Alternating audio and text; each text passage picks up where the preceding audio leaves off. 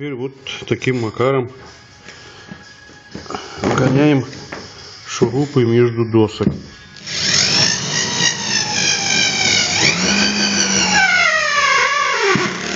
Так. Опа. В каждую досточку желательно, потому что между ними потом они все равно будут скрипеть, если не вогнать. Так. Вот таким макаром